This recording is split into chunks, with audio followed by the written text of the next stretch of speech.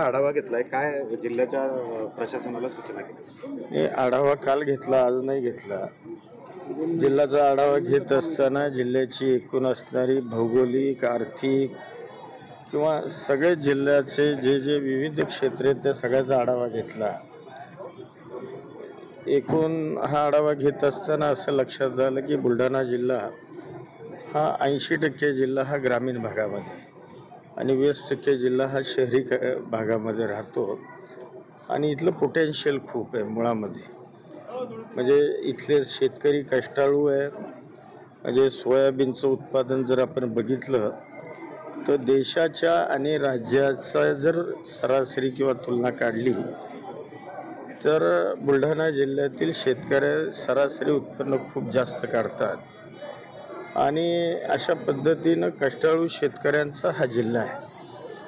म्हणजे हा जिल्हा खरं तर डेव्हलप व्हायला खूप चांगली संधी आहे, चान्सेस आहेत. म्हणजे खूप मोठे मोठे पाटबंधारे प्रकल्प या जिल्ह्यामध्ये त्या ठिकाणी सुरू आहेत. रेल्वेच्या नवीन लाईन्स या जिल्ह्यामध्ये सुरू होत आहेत. आता जिल्ह्यामधूनच आपला समृद्धी महामार्ग गेलेला आहे. त्यामुळे निश्चितच लवकरात लवकर या जिल्ह्याच्या विकासाची दालनं ही भविष्यामध्ये निश्चितपणानं खुली होतील असा मला विश्वास आहे.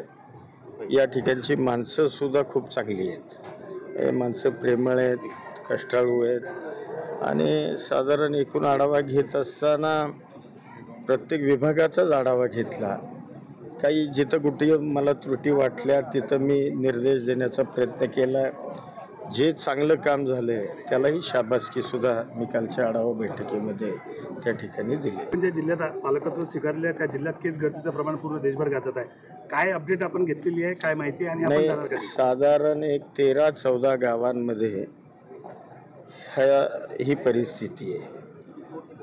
आता ICMRकडं या संदर्भातले रिपोर्ट्स पाठवलेले आहेत. अनेक तज्ज्ञ लोक त्या संबंधित गावांना भेटून आले आणि वेगवेगळ्या पद्धतीनं त्याच्यावर आता अभ्यास सुरू आहे की बाबा इन्फेक्शनमुळं काय होते का, फंगल इन्फेक्शनमुळं काय आहे का, त्याचबरोबर खाण्यामध्ये काही लोकांच्या आलं त्याच्यामुळं काही त्रास होतो आहे का, खाली पाण्यामध्ये नायट्रेटचं प्रमाण अधिक सापडलं त्याच्यामुळं काय होतं आहे का. परंतु साधारण हे रिपोर्ट हे नील आलेले आहेत आणि आता ICMRकडं अधिकच्या म्हणजे ज्याला संशोधन म्हणतो किंवा खरं कॉज काय त्याचं असेल या संदर्भातला आता लवकरात लवकर त्याचा रिपोर्ट येईल आणि तो रिपोर्ट आल्यानंतर मग या संदर्भात आपल्याला काय उपाययोजना करायच्या हे निश्चितपणानं लक्षात येईल.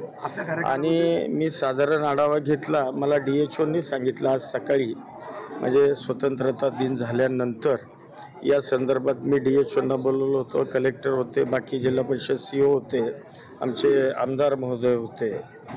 तर त्यावेळेला DHOंनी सांगितलं की गेल्या 2 दिवसात नवीन काही केस कुठली सापडलेली नाही. साधारण 200-250च्या 222च्या आसपास काहीतरी केसेस आत्तापर्यंत डिटेक्ट झालेल्या आहेत. याच्यापेक्षा काही आकडा वाढलेला नाही आहे किंवा गावांची संख्यासुद्धा वाढलेली नाही असं मला आज त्यांच्या सांगण्यामधून त्या ठिकाणी आलं. बघूया आता काय रिपोर्ट येतो आहे आणि मग त्याच्यानंतर त्याचं आपण पुढं काय करायचं ते ठरवू. सर, आपल्या कार्यकाळामध्ये खामगाव जिल्ह्याची अपेक्षा नागरिकांनी करावी. खामगाव जिल्हा खूप नवीन जिल्ह्याचे बुलढाणा जिल्ह्याचं विभाजन. अरे बाबा, काल तर मी या जिल्ह्यामध्ये पहिल्यांदा आलो. इथले प्रश्न मला जिल्हा तर समजून घेऊ द्या. तुम्ही लगेच सगळे प्रश्न कराल तर त्याचं उत्तर मी आज काही देऊ शकत नाही.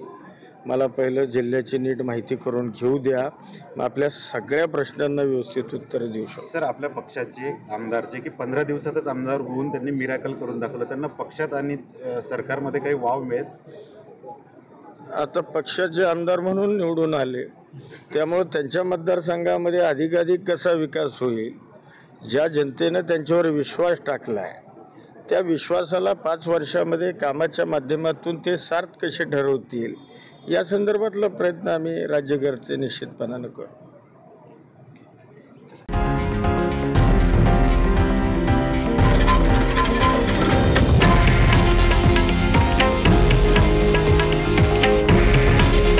हे आहे देशातील नंबर 1 न्यूज नेटवर्क आणि आपण पाहत आहात TV9 मराठी.